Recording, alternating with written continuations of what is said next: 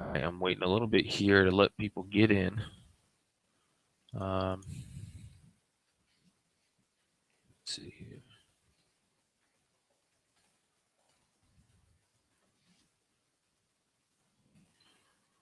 Had the wrong link in there. But we're getting people in here now. Some people can't make it this morning, so we will have the recording available.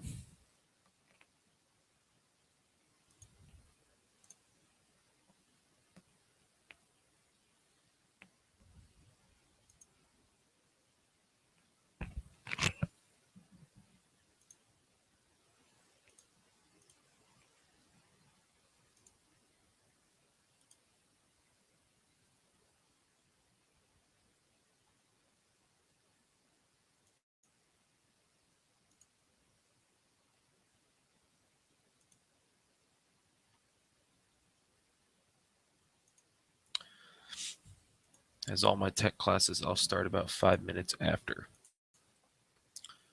But in the recorded video, we will cut all this out.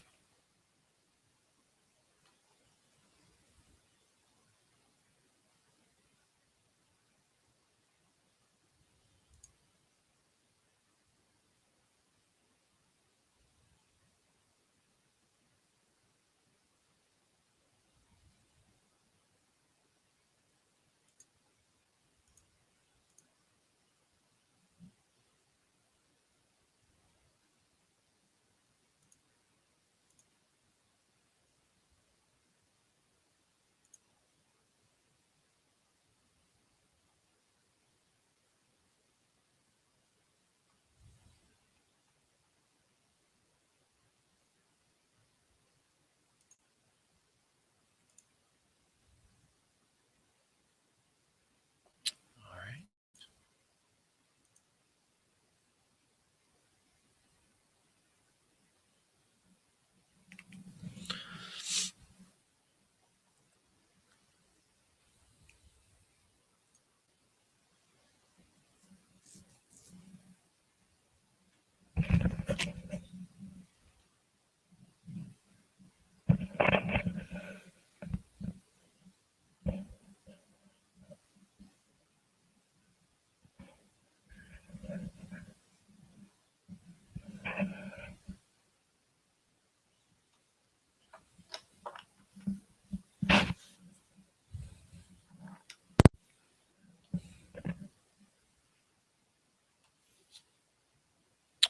All right, we're going to get started in a minute or two, giving people a chance to get in.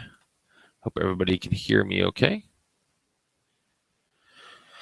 If you can't, there should be a little Q&A portion of it. You can say in there that you can't hear me okay, and I'll try and fix something, but I think you should be able to hear me okay. You won't be able to see me. I'm just doing screenshot today.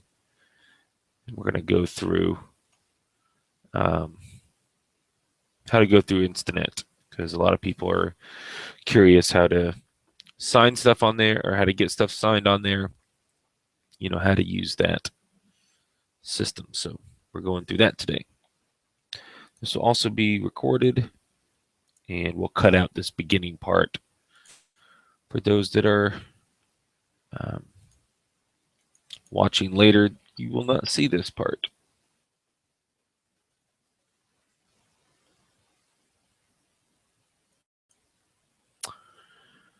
Okay, let's see.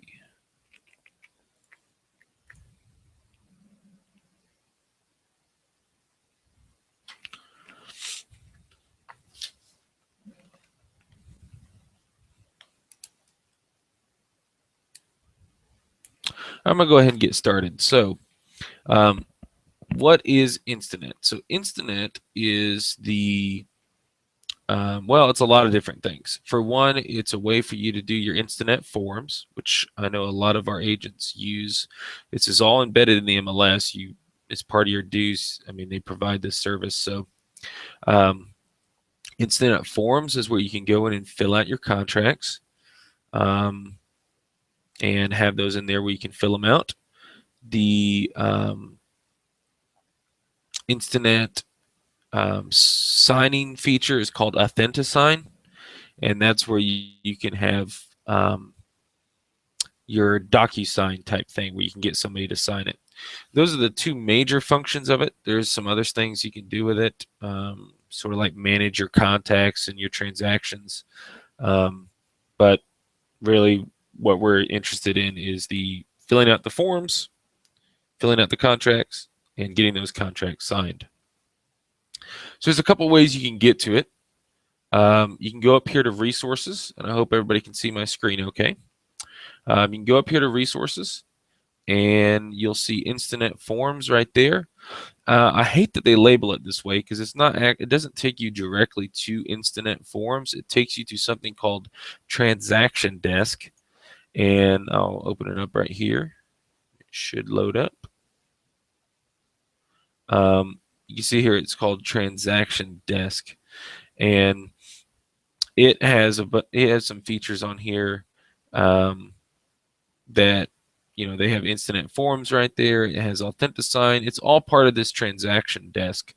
And basically what this is this is the area where you're going to be starting a transaction, filling out the contract forms, and then getting people to sign it. It all will happen kind of in this same thing.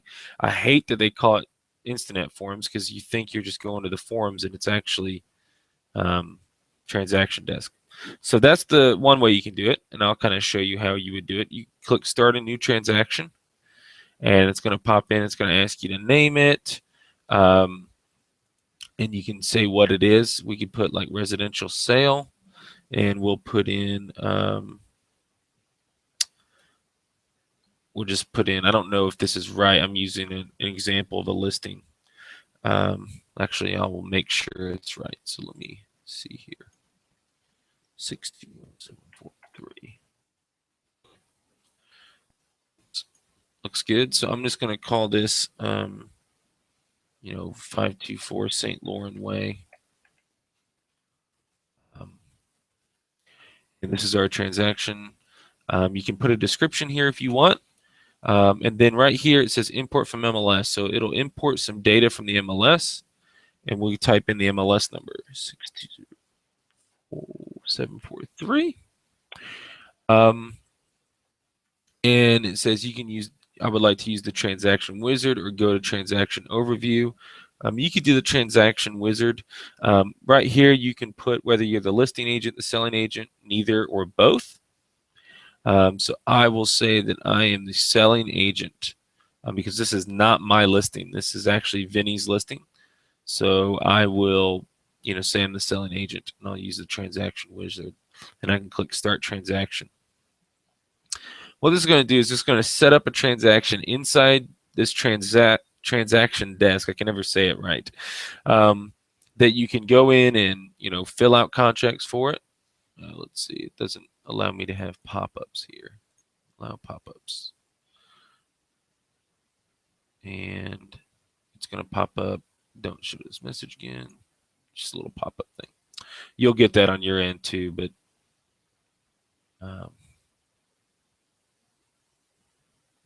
should be good. Let's see. Yeah, don't show that again. All right, so this is the transaction. It's going to go through the wizard. You see it can already fills out information from the MLS. So it has a subdivision, tax number, things like that, the legal description of the property. You can go in here and fill out the other stuff as you need. It has comments down here pulled from the MLS. You might want to change those. Obviously, it may not matter anymore because those were comments that were made in the MLS sheet. So I'm just going to click next here. It's going to ask what the listing date was, when the offer date was, all these kind of things you can put in here. And you can put the expiration date of it. So let's say we're going to do March, a month from today, March 12th, just as an example. And then mortgage dates, when they applied, when they had a commitment. And you can go fill that out later as well. So here's what's interesting. It says there's different contacts in here. The listing broker is Remax Advantage South. That automatically knows that because I put in this MLS number, and so it knows that Vinny and Remax Advantage South, it's the listing broker and the listing agent. And then I am using Jenny's account on the MLS, so that's Jenny Williams, and then Get a Real Estate Life. So, you can add new people in here if you want by clicking this arrow, or you can delete certain people. They put it in there automatically. So then it will let you add new forms. Now this is the transaction desk wizard, so it kind of takes you through all the steps. You don't have to do it this way. You can go in here and add it differently, and add it later and things like this. But this is a cool way. If you use the wizard, it kind of takes you through every step. So in this case, you can add new forms. And what a form is it's a fillable contract. So whenever you see forms, that's what they're talking about, fillable forms. Documents is when you have those things filled out. So I'm going to click Add New Form. And here's where it shows, like, now if you have individual brokerage stuff that your broker puts in here, they can have that put in there for them. It will be under your account, so you'll be able to access that. So I'm going to click here, individual forms. It's just kind of like a drop-down folder system. I hope everybody can see. I can zoom it up. It's got bar sales contracts, so I'm going to click that. And you'll see here I have, let's see, where am I looking for? Residential. Where is it at?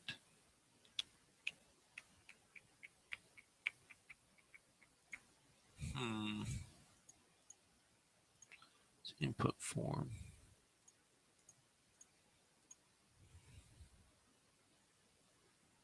Oh, here it is. It's under general. Sorry. All right, general, and you can click add selected forms. So I'm going to click that and add. If you want to add another form, so let's say we have an addendum that we want to add. Okay. Let's go here and click add forms, and we're going to add another form. So we can go down here to sales contracts and addendum to sales contract, and we can add that as well. If you have certain brokerage addendums that you have to put on there, they may not be in the system. You may have to add those manually. You may have to do that yourself. You may have to fill those out. If you have a fillable version, you can fill it out and save it and upload it this way, or you can, just scan it, and put it together with it. But that's going to be a separate thing you have to add in here. Now, your brokerage can get in here and add. I don't know how much it costs for them, but they can add it in there for everyone. So if you're at a Remax brokerage or a Realty South brokerage, and they have specific addendums that they need you to have, you can go in there and they can contact Instanet and have them add that in there and make it fillable and everything, so you don't have to do this anymore. So those are the two things we're going to do. So we've gone ahead and put those forms in. Now we click next. This is where we can upload documents. So if we do have documents, like I said, that we need to add in, like an addendum that you've already filled out, you can upload a document in here. This just has like a fax back cover sheet it's automatically in here, and I'm just going to say next because I'm not worried about that. If you want to share this transaction with others, you can add people to this transaction. Like I could add Vinny if I wanted to and things like that. I don't have anybody in here, so I'm not going to do that. You probably won't do that. You're going to be concerned about your own stuff, so you won't have a lot of people in here, but it is optional where you can add other MLS members, other people that have transaction desk into it, but we're not worried about that. I'm going to click next. And then you can do tasks. I'm not worried about tasks, but if you have certain things you have to do, you can put that in these tasks as well. And so when we talk about like a CRM and things like that, where you need to manage your, you need to manage your transactions and what to do and things like that, you can go in here and add tasks to complete. And you can make activity plans. You can import an activity plan. If you make an activity plan, you can do that. An activity plan is basically just a group of tasks that you have to complete. Like you might have a you know new listing or contract to close checklist, and it might be that may be your activity plan. So you have to check all these things off and complete all these different tasks. We're not going to do that today. We're worried about the filling out the forms and signing. So I'm going to go ahead and click save and exit there. And now it says, congratulations, you finished the wizard. You may now start editing forms and work on any other task in order to complete your work. So you can see everything's in here. We have the Instanet forms over here to the right. We have any documents we had attached to this transaction over here. And we have the participants. So we have, it automatically did this because it's in the MLS. It automatically pulls that data. So we already know who's participating in that transaction. So we can click on these forms. If we click on the blue links, we can click on those forms and open them and fill them out. But I want to show you real quick how you might get back here. Let's say you put in this stuff, and now you're ready to, you got to go and leave because something came up. So let's say we just X'd out of that. All right. Now we're back at the MLS. Okay, remember that we can go down here to the left and go down to resources and click Instanet forms, or you can do it up at the top on resources and Instanet forms. Now, if you are using an iPad, you will not see this left menu. Okay, everything will be this top menu. So you'll need to go up to resources and click Instanet forms to get there. All right, so once we open that up, now it'll say work with an existing transaction because we've already made the transactions. We can click on that and it will show our transactions. We can click on St. Lauren Way, and we're back out in here. Okay. So if I click on this Instanet form, general sales contract, and I click it and open it up, it's going to open it up in a section in a way that we can type it in. So this is what it'll look like. You can put in the date. Anytime you see this little calendar here, zoom it up a little bit so you can see it. But this little calendar button, it'll let you pick a date. So, today's date, you can just click on it and add it in. And then it'll let you fill out the contract. Now, this is the board contract. This is the bar contract. So if you have a specific brokerage contract, you need to get them to add that into Instanet. You may already have it in there. But as you can see, it's automatically filled in some of this stuff into the contract because it has the MLS data. So that kind of makes it a little bit easier. You can type in, so I'll say Mitchell Miller. Oops, if I can type. I have a wireless keyboard and I type too fast for it. Mitchell Miller, John Doe as the seller, and you can go in and fill all this stuff. You can check the boxes if you need to check boxes. You can type in all the stuff you need, and then fill out the entire contract. And once you have it all filled out to what you want, you can type the signer's name under here if you want to type in the name of who's going to sign it and things like that, but you don't have to. It has listing company in there, all this stuff. Now you can resize this font as well. So if you see that this is too high, you can click font size. You can select it, click font size, and drop it down. Oops. If I could do it. All right, let me drop it down to 10. You can lower the font so it'll fit in there, basically. Now you see it automatically put that listing company and the listing agent in there because it's MLS. So we didn't have to type that in. We know that that person is the listing agent. So let's say we're done with this, okay? We're done with this one. Now, if you wanted to get this contract signed right away, you can click this button that says Sign in Authentisign. And that will put it into the signing part.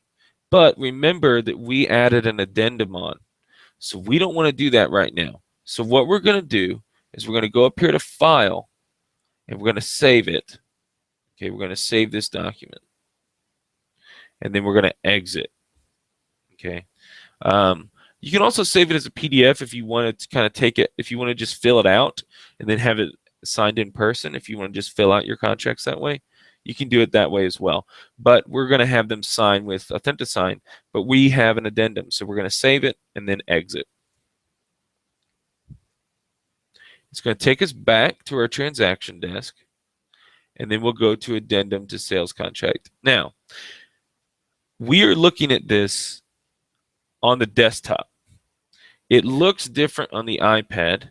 It looks a little different on the iPad, and I'd be happy to walk it through with you on the iPad, maybe in a separate class, or maybe you want to schedule a meeting with me and we can do it.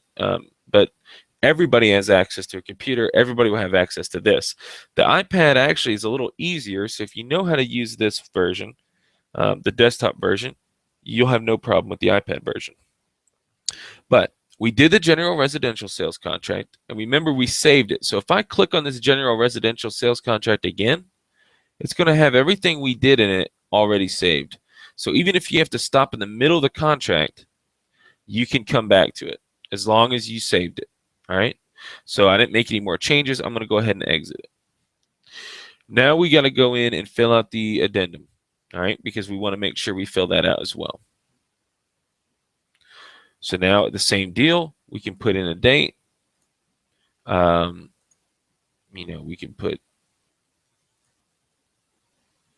the date of the agreement, the original agreement, and you can type it out. So, put out all the stuff you need to talk about in this addendum.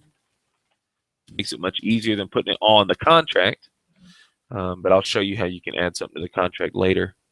And you can type in the name of the purchaser, any names of a witness, that kind of deal. That's what these are for. They'll sign at the line, but you can type in the names of the people in there.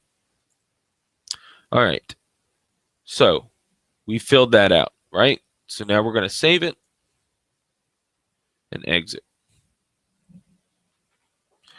Okay, so at this point, and you can ignore this progress meter because the progress is for the tasks. If we had a task that said fill out general residential contract, fill out addendum, we could mark those off and it would show us our progress. We're not worried about that. We're trying to get things done as quickly as possible. We know we're going to fill them out, so we're done. All right, so now we have both our forms filled out. Let's pretend we have them filled out. I didn't go in and fill out the whole contract, but you guys will know how to fill it all out. You'll check what you need.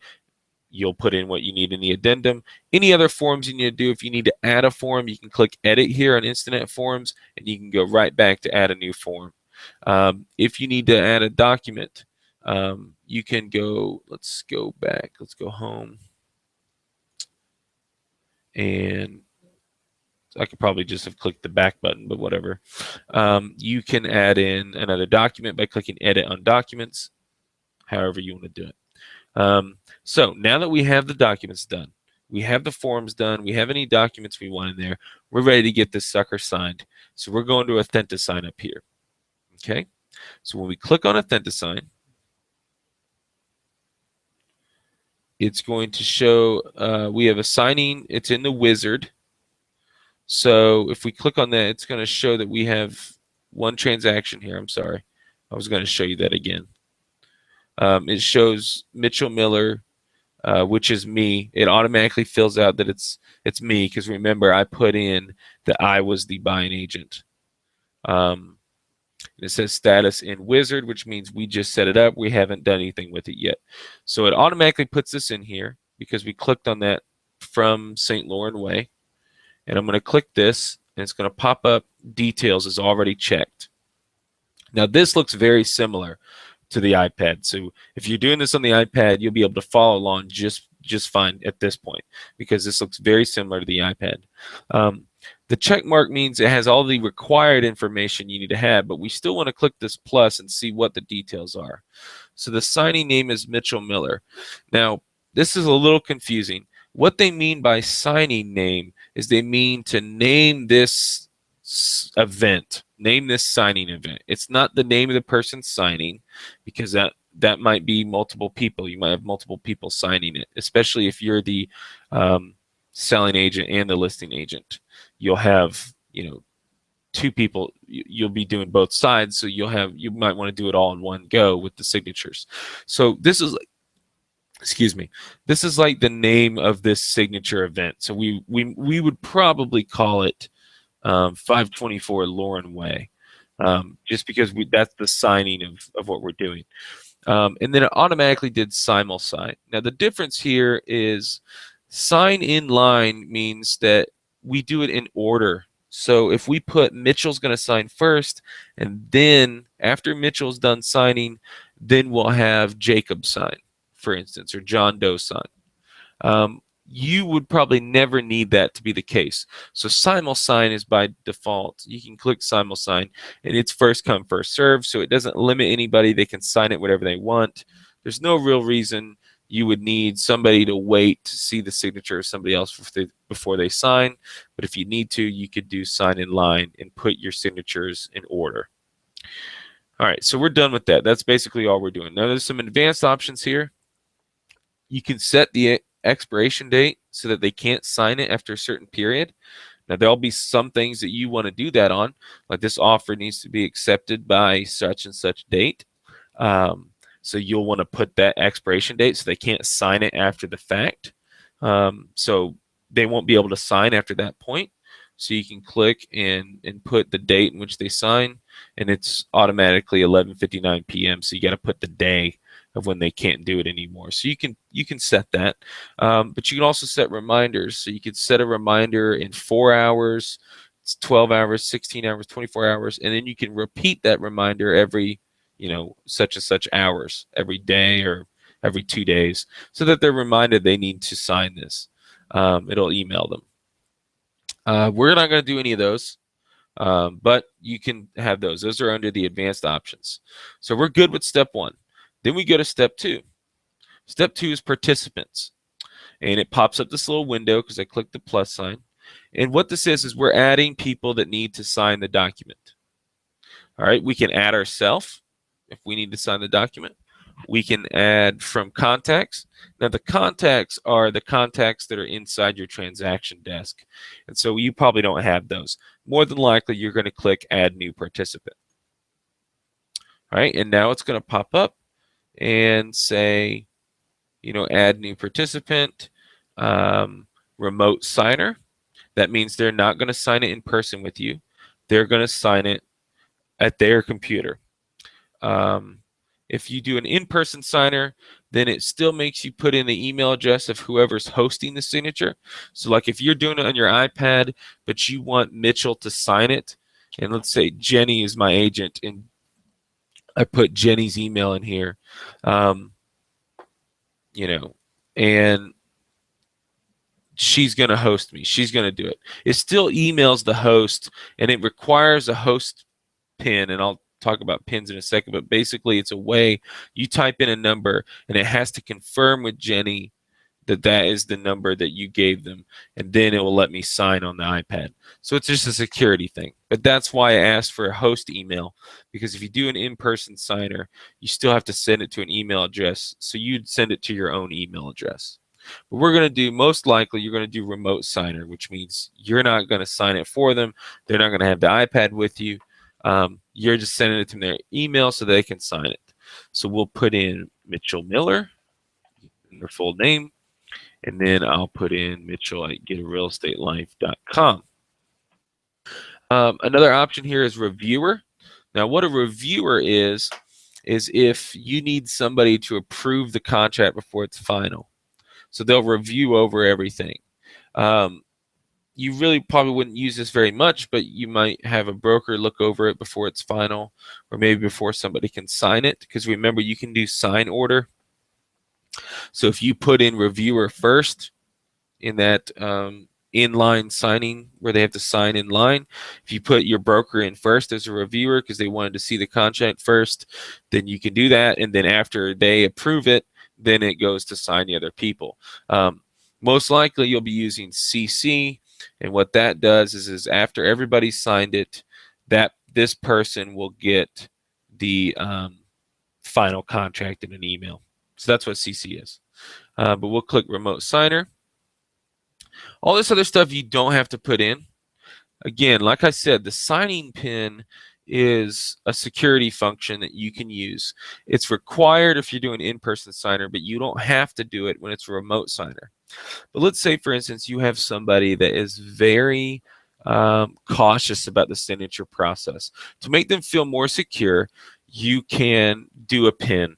So, let's say, for instance, I do 6060 as their pin. And I call them over the phone and I say, you're going to get an email from me to sign this, but when you do, it's going to require that you put in a pin. Your pin number is 6060. It's just a security function to make sure that, when you sign, you've talked to me first and it's not somebody else signing.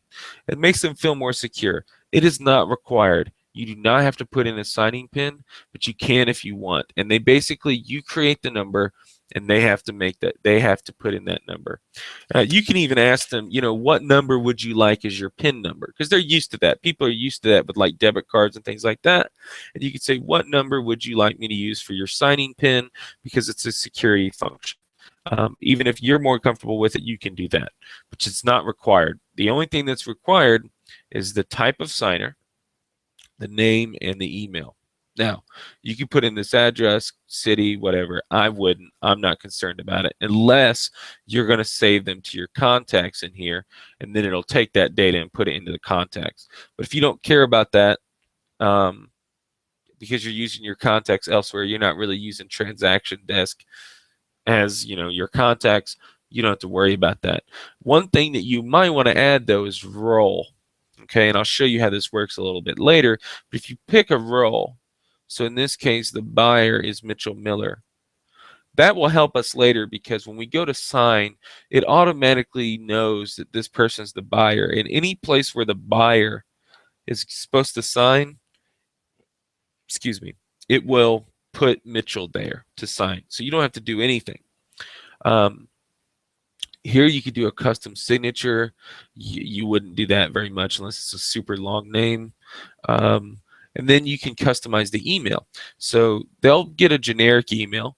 It's pretty straightforward. It just says you've been invited to sign a document, and it comes from your name, whatever your name is in the MLS. But you can change the subject here, and you can change the email message. And don't worry about having a link to them to sign. It'll automatically add that to the email. But you can change like the email message and the subject if you want to. I'm assuming we don't have time for that. You just want to get the sucker out. So we're not going to worry about that. But if you wanted to, if maybe you want to make very much sure that it has your voice in it and your thing, you can go in there and edit that email. But we're going to add this signer. We're going to go ahead and add this signer. All right. So as you see, it adds Mitchell C. Miller in here, and it shows that he's the buyer. All right. Now, if you need to add another signer, you can click add here. It pops up the same thing again, and you can add a new participant. Same deal. Type it in again. You can pick a different role. So if you're on the selling side too, or if you're on the listing side too, you can put it's the seller. And then, it'll know that that person's a seller.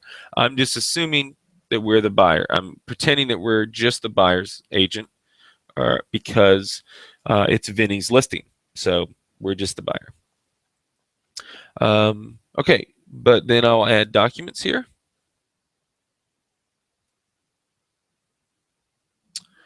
Now, here's where we're adding the things we need to sign. Okay, we're adding those two forms we did earlier, the contract and the addendum. Now, here's where we have a lot of different options here. We can select from forms. We don't want to do that. Don't get confused by that because at this point we've already done the forms, so we're not worried about that. We can select from transaction and DocBox documents. That's where we're at because remember we started the transaction already. We already have everything we need in the transaction. That's what we're going to pick. However, if you want to add some more documents, you can add from Google Drive, Dropbox, or OneDrive. You can upload it from your computer or I imagine if you're clicking this on an iPad, you can find the file, or an Android tablet. Upload by fax, which I doubt anybody will use. You can upload by email. So if you forward an email with an attachment, it'll plug it in. or you can do a print driver, which is you print something from your computer right into this. You probably won't use these options very much. We're going to click select from transaction. All right, so now we have our transactions here. You see this transactions folder? We're going to open that up. We're going to find our transaction. Remember, this is 524 St. Laurent Way. All right, I'm going to click that, and I'm going to add the documents. Why is it not letting me do that? Let me go back. This is live, folks, remember. Maybe this is purely documents. Let's go back to forms. I may have been wrong on that. It may want the forms. Let's select from forms. Okay, that's what we need to do. I am sorry. I'm not even going to bother editing that for at home, but if you have if we uploaded the documents, they'll be in there, straight documents in the transaction. But we want the forms, so we're just going to go and get the completed forms. I'm sorry. So we'll go under transaction forms. If you go under individual forms, it's going to be just like those blank forms that we had before. We don't want those. We want the transaction forms because those are the ones we filled out. So we go to St. Laurent Way. Now you see that we have these forms. So we're going to check. We want to add the general residential sales contract, and we want to add the addendum because remember we did those earlier. So I'm going to click add. It's going to add both those documents in here, and we're going to get them both signed.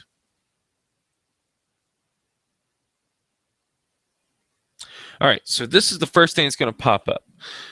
It's going to say system layout mappings. It's a fancy way of saying this is a template. It's designed for a buyer 2, a seller 1, a seller 2, a selling agent, and a listing agent on that contract. So it's asking you, who are those people? We only put one signer in, but if we put the seller in too, it would ask us, it would put the seller in there. Because remember that we assigned Mitchell C. Miller to be the buyer. So it automatically assumes that Mitchell C. Miller is buyer 1. Now up here it says any changes to layout mappings will reset all the changes that you have made. What that basically is saying is beware of changing this because you already said that Mitchell C. Miller was the buyer. So if you change Mitchell C. Miller to be the seller, then Mitchell C. Miller will no longer be the buyer. Okay, if you put that to ignore and then you make Mitchell C. Miller. So say I did that. It's not going to automatically, even though we set him up as the buyer, it's not going to mean that he's going to sign for the buyer anymore. This basically supersedes everything. That's what that red text means. So, but it automatically assumed that Mitchell C. Miller was the buyer, and that is correct. So we can click save. Now, if we had put ourself, remember in participants, we could put ourself. We could put ourself as the selling agent. We did not, but you can do that. And then click, to sell.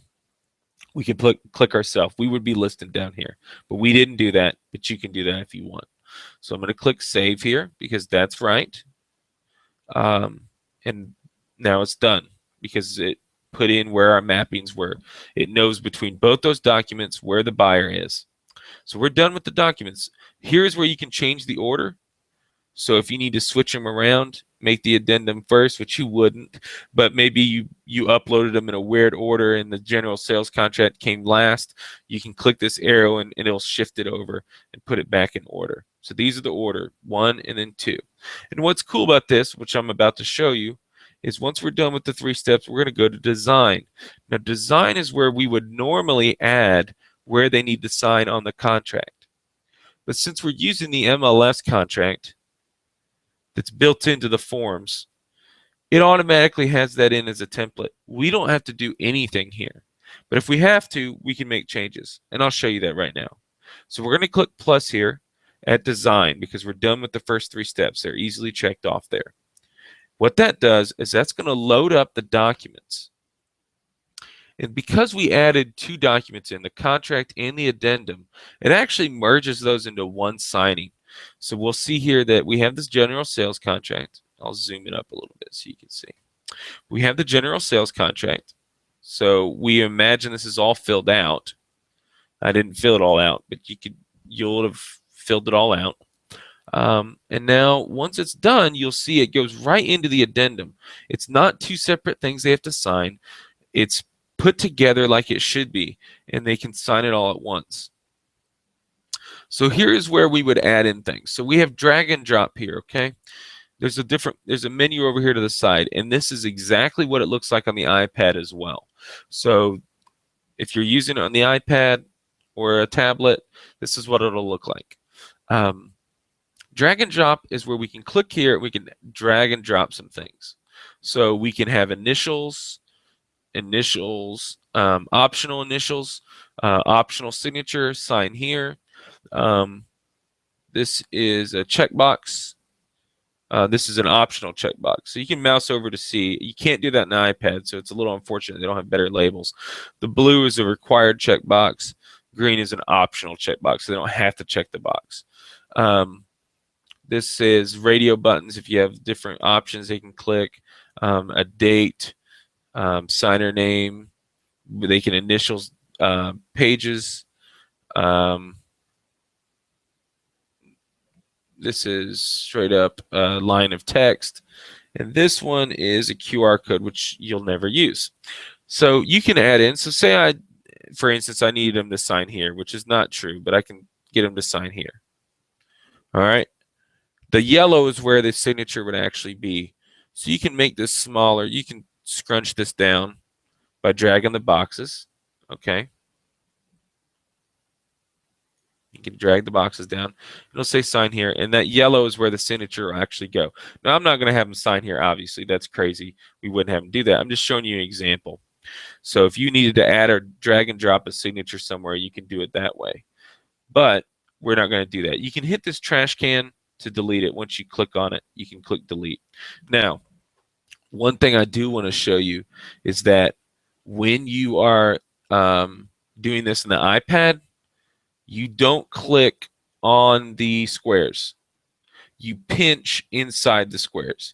So you would pinch inside this area and pinch out to make it bigger or smaller. You would squish that in, but do not click on the yellow. It took us forever the other day. I was with an agent. We were trying to figure out how to do it. Obviously, it makes sense to click the boxes. We're used to that from like Microsoft Word and things like that. But on the iPad, on tablets, you have to pinch inside this square, inside these boxes. Don't click on the actual box. But on the computer, you absolutely click those boxes to readjust the size as what you need. All right, we're going to go ahead and delete this. And I'm going to get rid of drag and drop. So that's what the drag and drop is. Okay, then we have markup. So markup is where we're marking up the contract as we need to. All right, this is text. So if we need to drop a text box in, we can do that. This is where we're handwriting onto the actual paper. So let's say we need to make a note here. We can actually handwrite. Now, it's easier to do that on the iPad than it is on the computer. So I don't see you doing this a lot anyway, but if you need to handwrite something, you could do it. Or if you need to draw a line, say for instance, we need to circle this, you wouldn't do that probably normally, but it's the options there. This, by the way, speaking of circles, is just a circle that you can use to highlight things. And if you click the gear is kind of gives you options. So you can click properties and it will let you change the color. You could change different colors. You can show the fill opacity, which is how dark it is. So you can make it really light. Barely, you can read right through it basically. You can change the outline color, all kinds of different options there, and you can reset it to its default if you need to do something like that. We're not going to do it, so we're going to click trash. Same deal with the square. So you can just draw a square. It's the same kind of deal. You can get rid of that. This function is a highlighter. So if you need to highlight a portion of the contract, so this one is important. You can click that little highlighter right here, and this is the same as on the iPad. You click, and then you can make a highlight here. And it's basically got a default opacity to make it look like a highlighter. And you can still read through, but it highlights it. You can do that. You can click delete. Doesn't matter.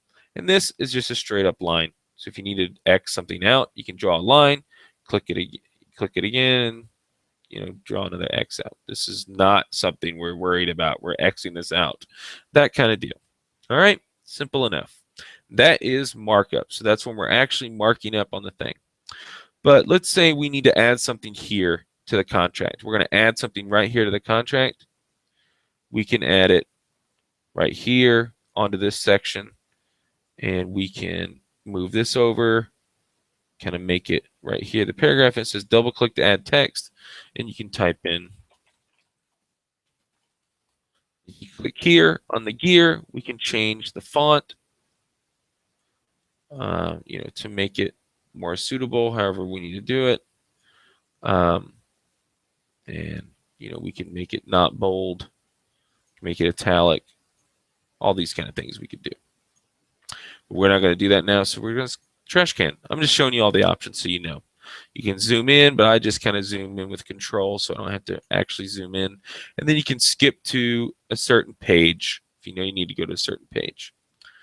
We're not going to worry about layouts. That's something you probably won't use very much. So let's go down and look at where the initials are. So remember I said we could drag and drop the initials? We could still do that, but because we put in based on the template in MLS, we have the initials already in there because we put in that Mitchell's the buyer. So we are done here. We're basically done. We have it all filled out. If some section, like if you need to delete one of these initials because you're not doing that section, maybe you cross out that section, you don't need them to initial it, you can just click on that initial and then click the trash can. If the trash can is too small to click, because on the iPad it's a little difficult to get to click right, maybe you click this gear and you can click delete, but it doesn't matter. Okay. You can also move it and position it, but it automatically puts it in there. Okay, so let's assume we're done. Now we could click this arrow up at the top, this little arrow, and we are done. We are done with applying who needs a signature. Now it'll say you have successfully completed the creation of this signing. Note, if you needed to change the email address of the signing participant, or you need to customize the invitation email subject line, you need to go back and customize. It's basically saying you need to customize right now. If you need to go back and change the email address because you got the email address wrong, you need to click cancel and go to participants and change it. Or if you want to change the invitation email subject and text, which remember that was in the first part, there was an option that we didn't do. You could do it again right now. It'll pop it up right now so you can change it. It'll let you change the email too, so you can change even the remote signing email right now. That's very convenient. I actually didn't know it let you do that. Change the email right there. So you don't have to cancel it at all. You can do it right here. But we're good. We don't need to do that. So we're going to click send invitations.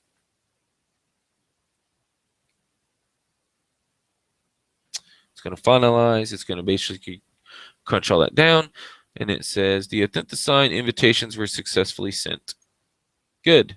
It's going to take us back, and now it shows a lightning bolt, and it shows that we are in progress. Okay. We can click on this little arrow. We can click, which basically we can click on the whole thing, and then it shows us some status. So it shows like the document version. So this is the revision we sent out. This is the one we have done for them to sign. It's one whole document. The type is a signature. It's a remote signature. And it shows here that we're still waiting on it to be authenticated. What authenticated means is that when they first click, and I'm going to show you this, I'm going to show you what it looks like when we actually sign. They're going to have to put in a PIN. We didn't put a PIN, so we're not going to have to do that. But we're going to have to put in a PIN, and we're going to have to, if we did one, and we're going to have to basically put in our name and everything to say, yes, this is Mitchell Miller, and they have to agree to certain things, and then they can sign it. So these are two different steps. So like if they get through that process, and it'll say, it'll have a go mark here. It'll say we're good. But it shows we're still waiting on both of them. So that just basically tells you if they authenticated it, they went through all that process, then they looked at the contract, and they didn't sign it, there might be a problem with the contract. You need to go ahead and give them a call or something about it. All right, so now that we're in here, say we forgot to add in that we want to send this to the mortgage lender right away. So we can go and click Add CC, and it'll let us add a participant and type in that mortgage lender and their email so they can get the contract right after it's signed, and you don't have to worry about emailing them. We can also resend it if we need to. The settings has some. Actually, the settings aren't anything we're going to have to worry about here. So you can also edit their email. So if they said, oh, you sent it to the wrong email, you don't have to redo the entire thing. You just click edit email. You can type in their new email address and then you can resend it. You can also sign in and check their signing pin. So if you sent the signing pin and they're like, I don't remember the signing pin, what did it say? And you can't remember, you can go back in here and reset that signing pin and they can go and sign it. All right, so that's what it looks like on our end. Until anything's signed, it's going to stay like this. If we go back to our transaction desk, now if we go to our existing transactions, we can click here as well to do that. We click St. Lawrence Way. Trying to see if it shows us that it's being signed. Let's see, transaction overview. That's where we're at, transaction history. Let's look. Let's see. It just shows the forms. This is going to show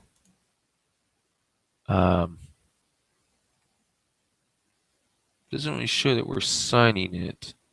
Let's see here. I don't know why, but we can go to intent to sign and see that. It shows view progress here. All right, so I'm going to show you what it looks like on my end when I get, like, I'm the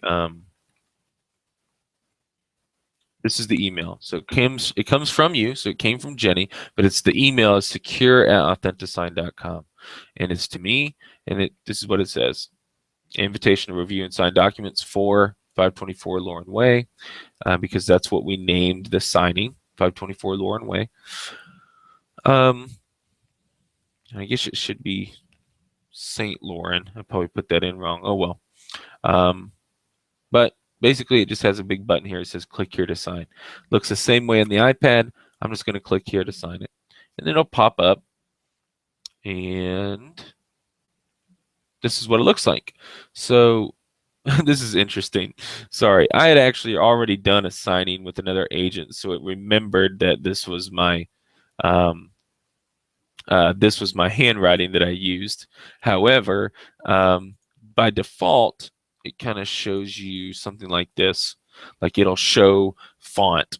Now, the way the e-signatures work is you're not required by law to actually physically sign it because it still doesn't matter. What matters is that you're verifying who you are, and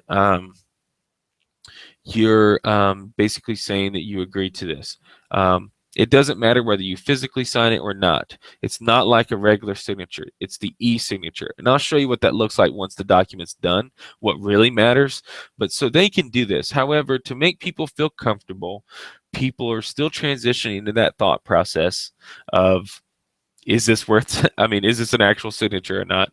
You can click the Instanet ink and it says, are you sure you want to reset your current signature? You say yes. And this is what they get. They get their signature and they can sign it. Now, like I said, this is a little easier on and that's not even a signature now that I think about it. So let me clear that. It's a little easier on an iPad than it is on the computer, but if they really want to feel that way, again, it doesn't matter. This part does not matter at all. They can do that, and then they can initial. All right. So, I'll do it that way just to show you an example of what it looks like when they do that. All right, so steps 2 is confirm your password. Now, for most of your clients, they're going to set a password. Basically saying, I'm creating an account, I'm actually doing this, I'm signing this. I've already done this, so it's asking for my previous password, and I'm going to hope that I remember what it is. If it doesn't, it's not going to let me do it. But your people, because they probably haven't signed with this before, unless they have, they're going to just create a password. So they'll just type in a password twice. That's all they'll do here. Then down here, you accept the terms of service of the signing. This is basically like any other thing you do. You're not going to read this whole thing, but they probably should. So you should encourage them to read that. They can print it and read it, so they don't have to sit here and read through this if they want to come back to sign it later. So I've clicked and agree. I'm ready to roll. I'm going to click confirm and accept. You must complete all steps to continue. So it highlighted this password to say that is the wrong password. This is what I was afraid of, because I kind of forgot I was going to need this password. So let's try this one. All right. Fine. Let's try again. All right, I'm going to need to reset my password because I don't remember what I set it at. And I'm going to click this. So you can kind of see if they forget their password, what it'll look like. But I'm going to click this. It'll say you'll receive an email shortly. Hopefully not too shortly, because this is live again.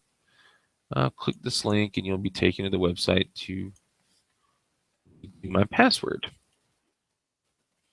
All right.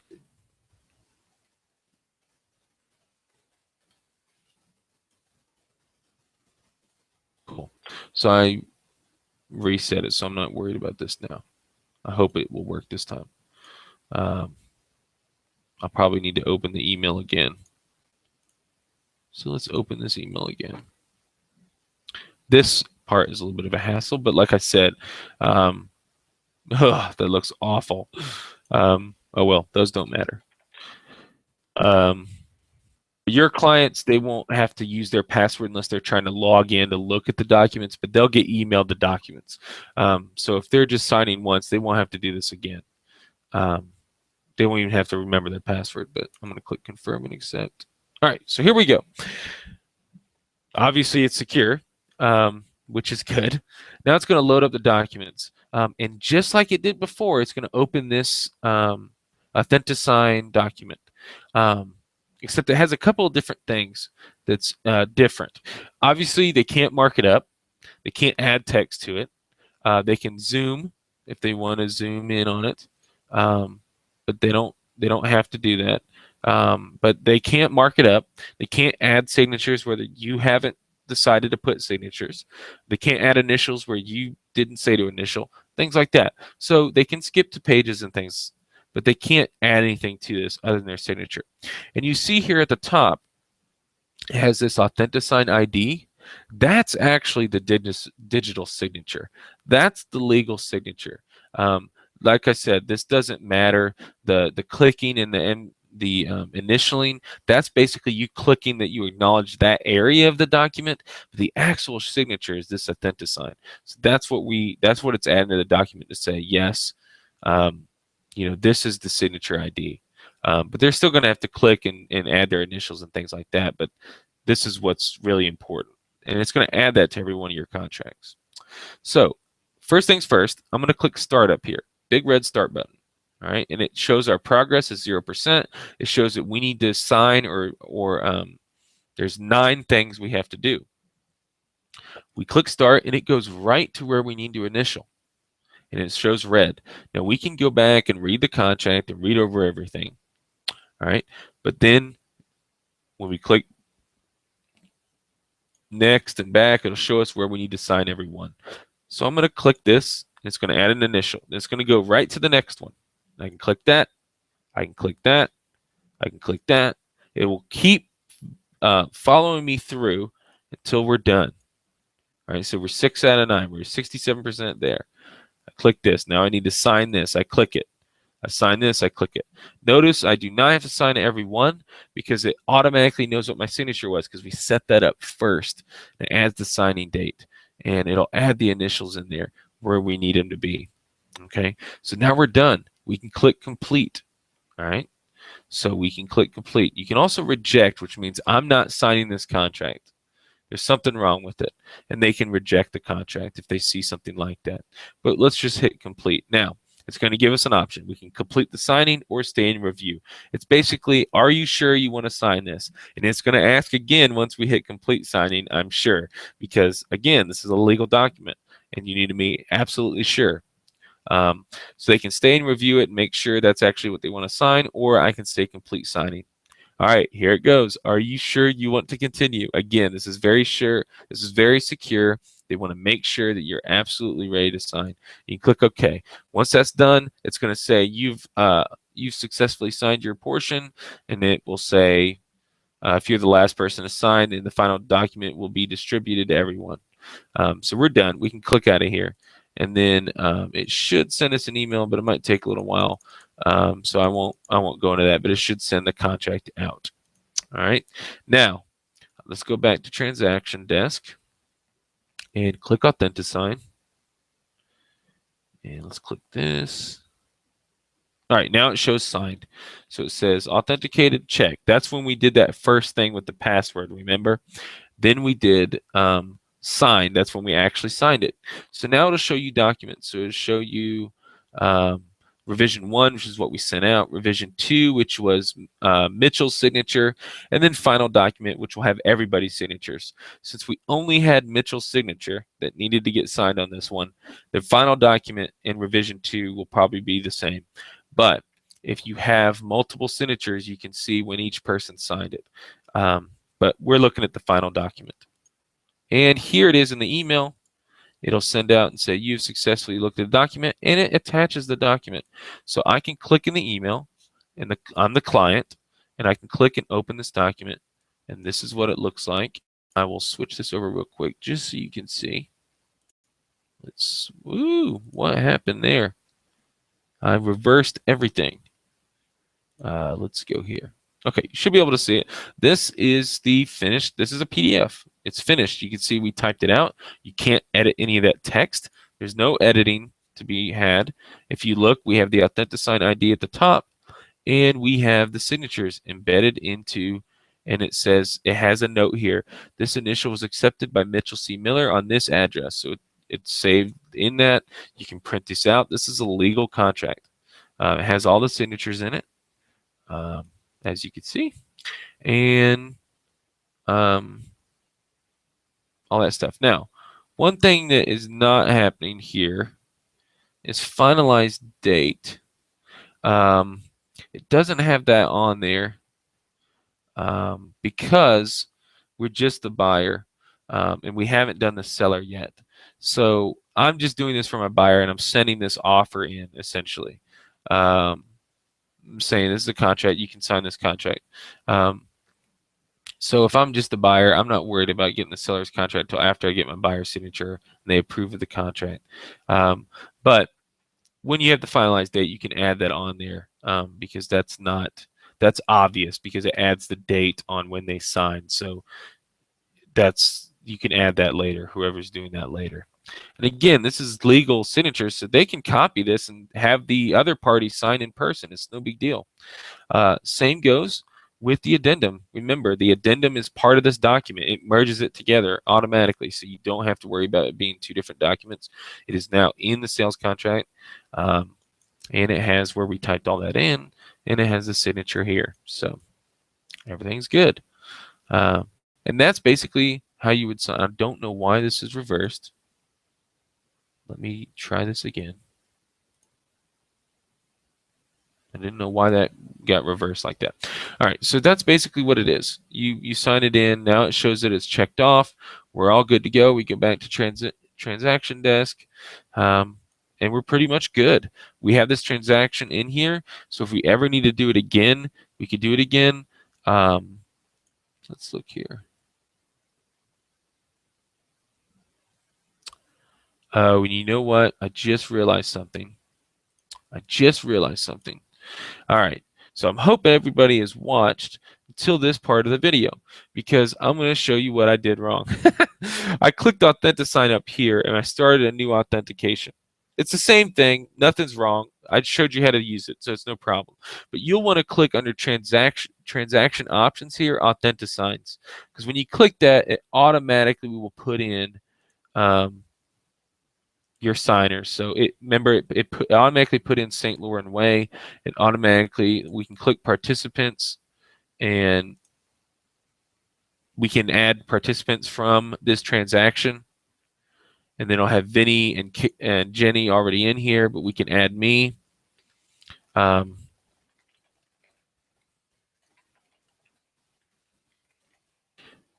then we can click add, and then it will probably have the documents already in here. This is where we need to click St. Laurent Way Forms and Documents, and then we can check these documents in. Okay, so that just makes it easier. That's what you'll want to have. You'll want to do it through that. So I apologize. I will probably need to edit that just to make sure. That's what you'll need to do. Maybe not. Maybe people will get it. I was just trying to go through the signing process, but that's how you'll do it in the transaction desk. So everything you do in the transaction desk, you can do everything inside that transaction. So we go back to St. Laurent Way, we can click Authentisigns, and it will show us that we have Authenticized for St. Laurent Way. And remember, we already did, we've done it twice. I've clicked on it twice, so I'll need to delete one. I'll need to delete one when I go back into it. You won't have that problem because you're not going to go in here a ton of times and do it. I'll click Edit and then Delete. Yep. Now, if you go back, if you go to Authentisign this button, it'll show you all you've done. So I did 524 Laurent Way, which is the wrong address anyway. It's St. Laurent Way. But up here is where we started the new one just now.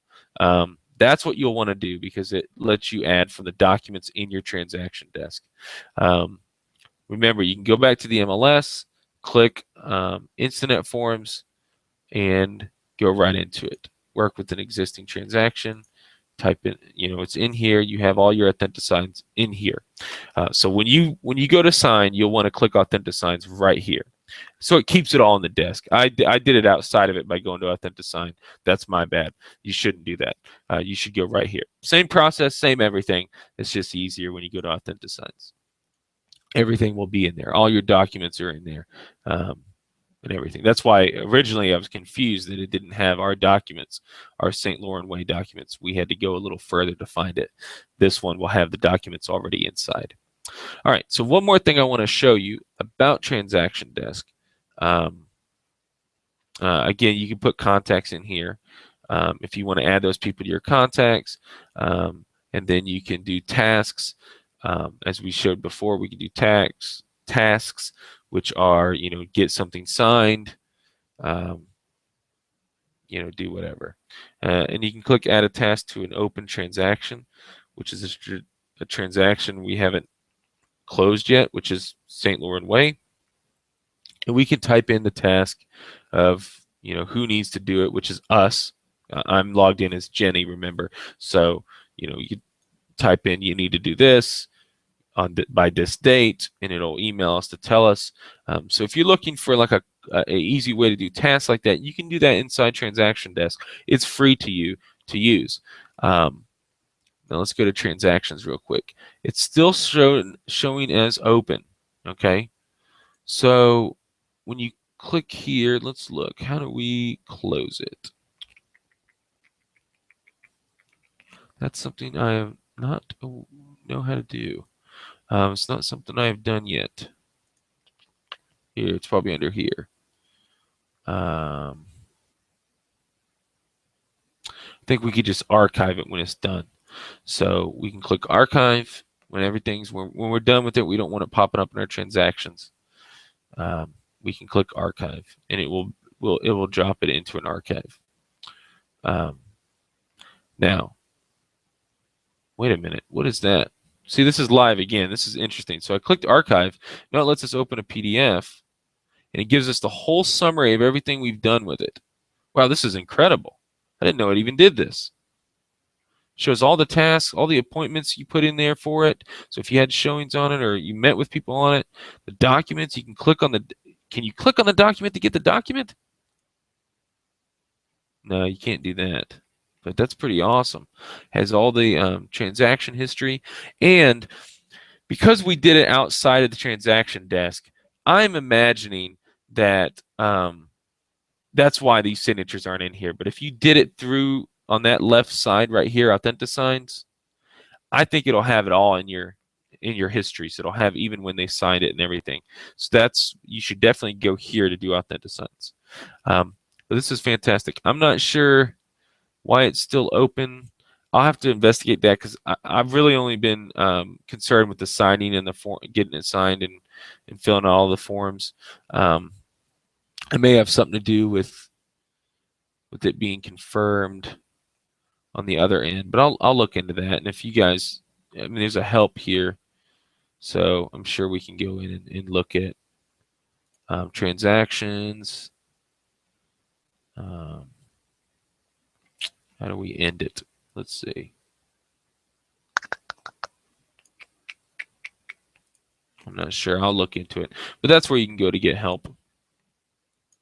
Oh, you can't even see it. I didn't even have the window up. But you click this help button and it pops up a window, which you couldn't see because I had it in another window. But you can go in there and look. And I'll go in there and try and find it. But basically, that's how you get in and do your transactions, do your AuthentiSign. I'm not sure how to close out a transaction. I'll have to look. Maybe it's transaction dates. Maybe you have to put in these dates to be ending when it's accepted. It's probably when it's accepted, the accepted date, and then when you save it, it'll go in there as not open because right now it's just open because nobody signed it. I'm assuming that's what it is. All right. So that's basically it. I want to show you one more thing before we're done, and I know I've gone through it a little quickly. I've tried to go through step by step to help everybody kind of see how it goes. But let's say you want a shortcut, and you don't have to go to transaction desk from here. Then remember that when we set up a new transaction, we typed in the MLS number, and it pulled that data in. Let's say, for instance, that let me look and see if I have an MLS number, just so I can pull up. Let's see. I don't have a single MLS number on my desk. Well,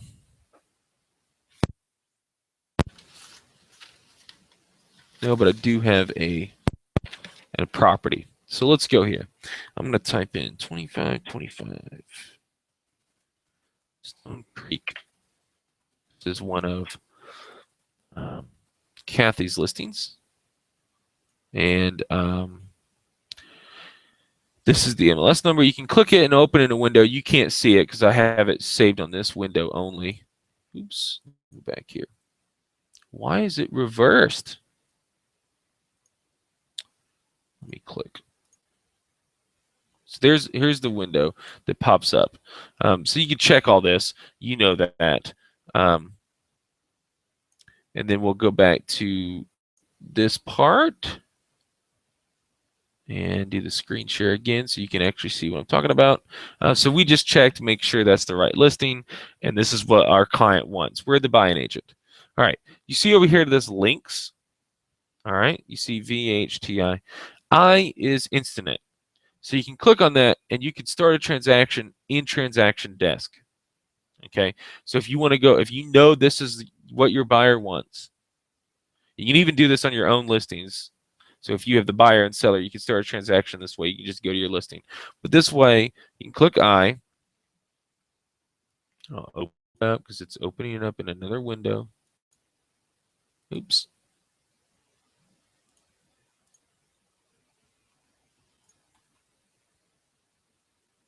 And here's what it looks like. You can see it put in the data already. It's got the MLS number. It put in the price, the listing date, all this stuff. And here's where we add the forms we want, the contract, any addendums, and then we go to AuthentiSign to sign those forms. So that's basically as simple as it is. If you want to do it before you even sign, if you want to put your client in here, you can do it right here, and you can add in buyer. And then when you go to sign, you'll already be able to pull in those contacts because he'll already be in here. So I'll show you an example. I'll click buyer, and I'll put in Mitchell C. Miller. I'll put in my other email, Garl services@gmail.com, and it says grant contact access as a transaction participant. All right, you won't want to do this with a client, but you might want to do this with another agent. So if you add an agent in here, And let's see, because we did buyer, but you can do agent. You can add them in here and grant them access and basically give them a login to be a participant. And they can go in there and change and do stuff. You probably won't do that, but if you want to, you can. I'm saving this guy as the buyer. So now he's in my transaction contacts as Mitchell C. Miller, buyer. Now Kathy Haygood's in here as a listing agent in Remax Advantage South. So I'm going to go back to the transaction overview. You can add a form in here real quick. I'm just going over an overview again so that real quickly you can kind of see how you would do it. You can click on here. You can add in a general sales contract. I'll add in that form.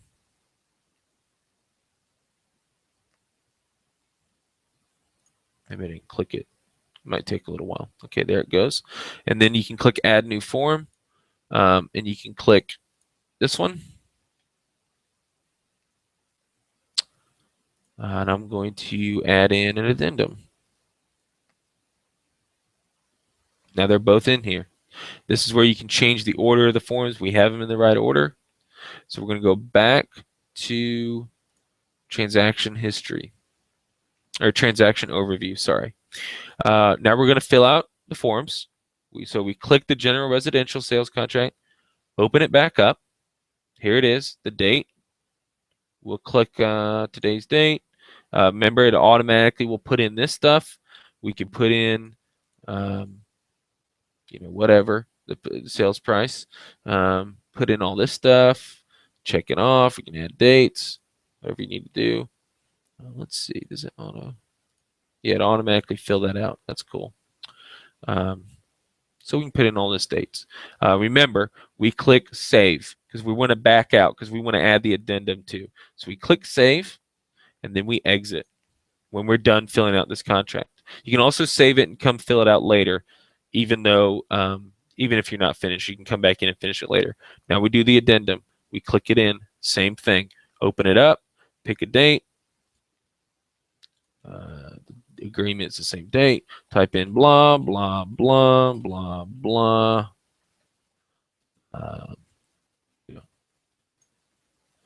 Seller must pay for everything, including new TV and surround sound system.